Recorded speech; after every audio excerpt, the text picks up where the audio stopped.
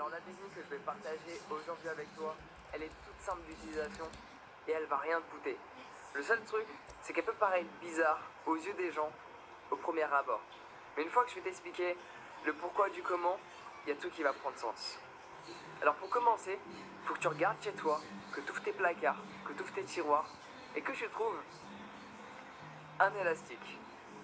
Le but de cet élastique, c'est de le mettre autour de ton poignet, comme ceci. Et à chaque fois que tu vas penser à fumer, tu prends l'élastique et tu l'éclates sur toi. Il faut que ça fasse mal. Alors, pour te rassurer, je ne suis pas maso.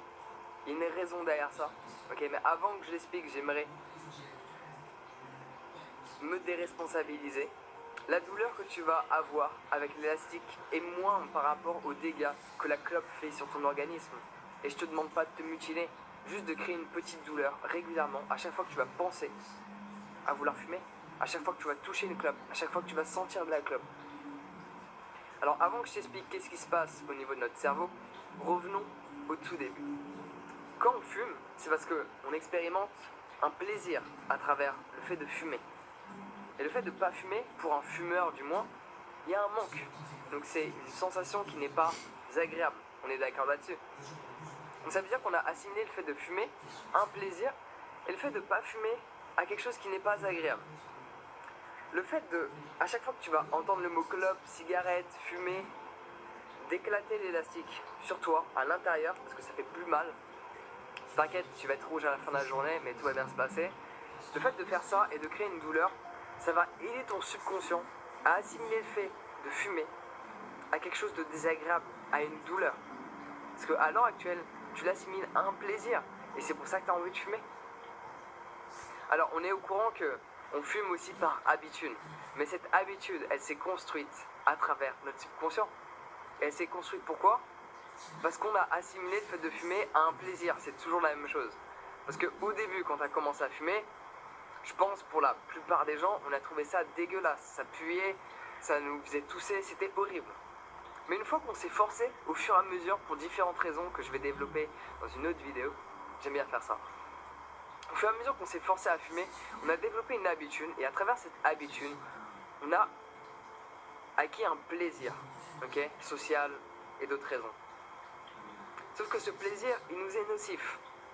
Et cette habitude, si on veut la changer, ça prend du temps. Cette astuce que je te donne d'élastique, ça se fait pas en un jour, ok ? On dit que pour changer une habitude, il faut 21 jours. Alors c'est vrai que ça prend plus de temps peut-être que des patchs ou des trucs chimiques. Mais au moins c'est naturel, tu vas pas te faire mal. Tu auras juste une petite rougeur au poignet. Mais c'est pas grave. Après cette technique, tu peux la faire sans élastique. Mais là, ça demande plus d'entraînement mental. Donc je te recommande de méditer dès maintenant si c'est pas le cas.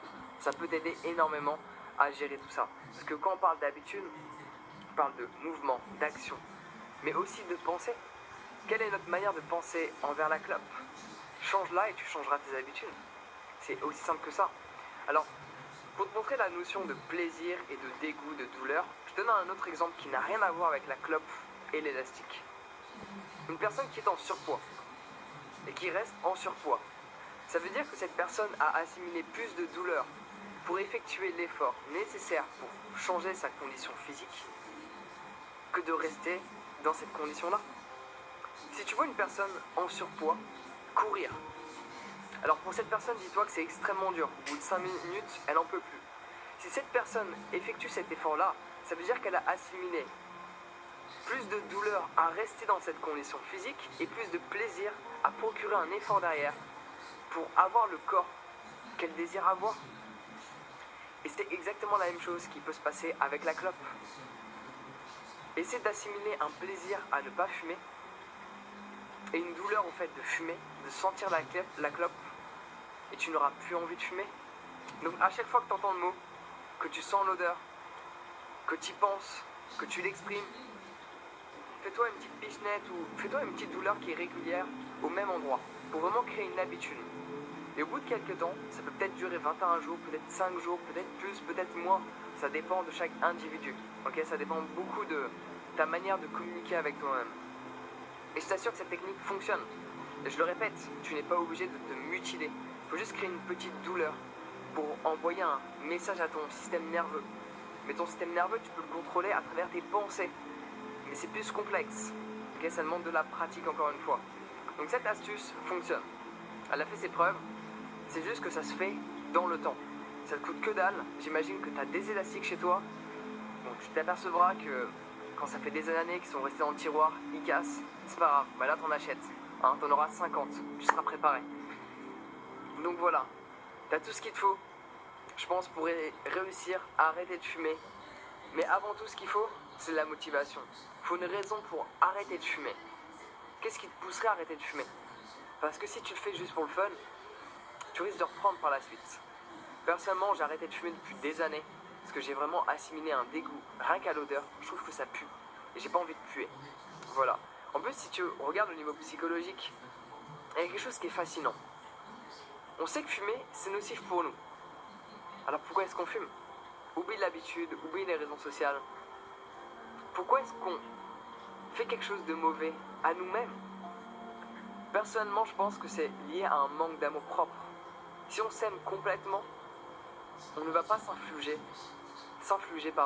une douleur. Même l'élastique, on ne le fera pas. Mais bon, là, du coup, c'est assez utile parce que ça t'aide à te libérer de quelque chose auquel tu es extrêmement dépendant. Donc voilà, t'as tout ce qu'il te faut, c'est tout pour aujourd'hui. Prends soin de toi et amuse-toi bien avec l'élastique. À bientôt.